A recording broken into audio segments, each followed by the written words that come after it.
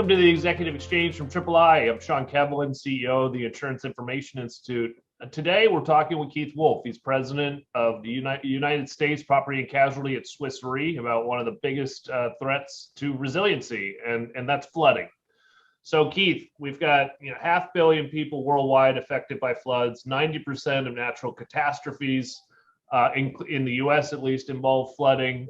Every storm that we're seeing, especially now in hurricane season, at its peak, we're seeing widespread flooding all over. But do you think some of these hurricanes that we're seeing, whether it's Ida or Nicholas coming through and getting that inland flooding happening, you think we're getting any type of wake-up call to consumers and communities about flood and the risk that it is? I sure hope so. This is one of the most frustrating things I think for our industry at this point related to flood is that this is actually an insurable peril, and it's broadly uninsured, unfortunately, in the United States for sure, especially in the home market, where we see less than a 10% penetration rate in terms of the number of homes that actually have proper flood coverage. So this is a serious issue that unfortunately the events tend to make people more aware than they would like to be, and they find out after the fact that they're just not covered for this peril. Yeah, absolutely. As we know, especially in the personal lines and homeowners insurance, you've got to have separate policies, which is confusing. And you mentioned how it's now the private industry could insure flooding, whereas 60 years ago it was a different case.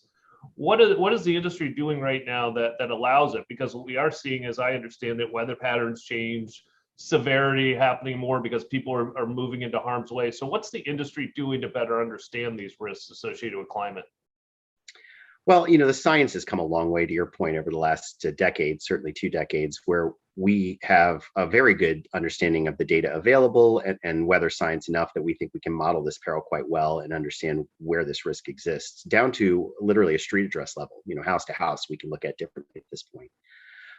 The challenge I think we have, and actually talking about the separate policy issue we have in the United States, we have found the most success in the private flood market deploying endorsements to homeowners policies. So if you can figure out a way to encourage companies and distributors to basically tack on the proper coverage to a sale that's already existing, in the homeowners market, we found the highest take-up rates there. You can really explain quickly that this is something that really should be in your homeowners policy if you're exposed, and how to quickly add it at a very low cost, frankly, and pretty low friction. So the standalone policies is actually one of the biggest struggles we have, trying to make a completely separate sale for something that people either already think they have or think they don't need.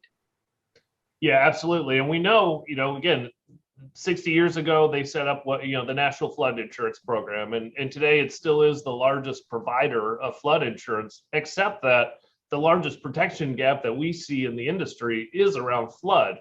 So with that, what do you think we need to do? What's the rationale in terms of how insurance in the private market is beginning to get into flood, and walk us through why the likes of NFIP probably needs to be different, because as we're already seeing, this NFIP could expire at the end of the month here in September.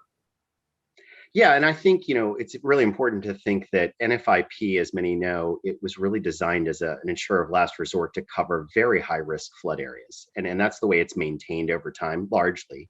And there's a lot of flood exposure that exists out of areas that the NFIP would either require or recommend people buy coverage.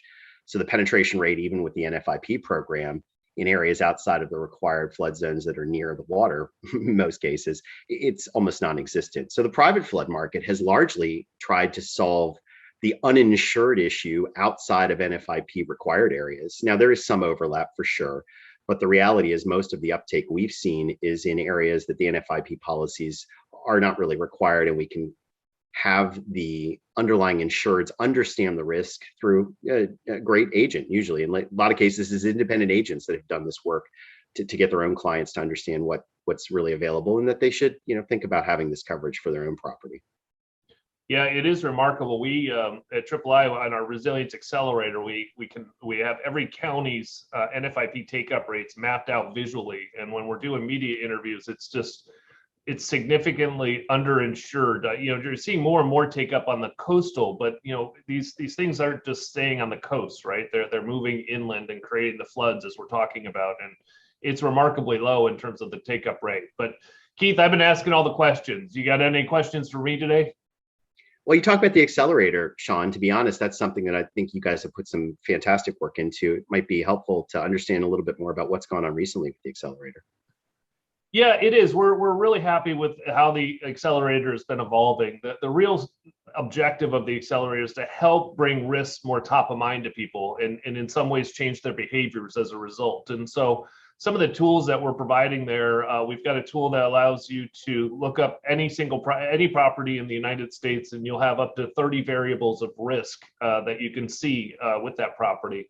We're hoping that that tool actually, we can get into some of those real estate apps that actually are thankfully now beginning to apply some risk factors into it. But with the accelerator as well, you'll be seeing soon the launch of our resilience index, where at least for the Gulf and coastal states and inland, you'll be able to have county by county resilience ratings. And those ratings are done by III data, the data that we've used to something that's intuitive to us in the industry, but a more insured community is more resilient.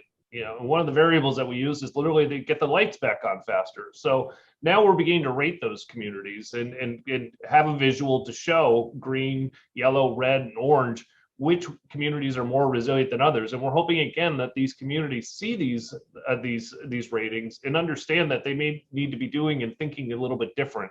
Again, changing people's behavior. So we're proud of the Resilience Accelerator. We think we need, as an industry, to make sure that people understand that insurance and the transfer of risk is an incredible tool to become more resilient, but there's more things that we have to be doing for sure to make sure that we understand we're living more in harm's way and we've got to be more resilient. Music to my ears. I love the resiliency topic, and this is something we're super high on at Swiss Re as well. Absolutely. That's why we wanted to have you here today. We love talking to you, Keith. It's always a pleasure to speak with you. So thanks for joining us today. Absolutely. Happy to be here, Sean. Wonderful to see you. Thanks.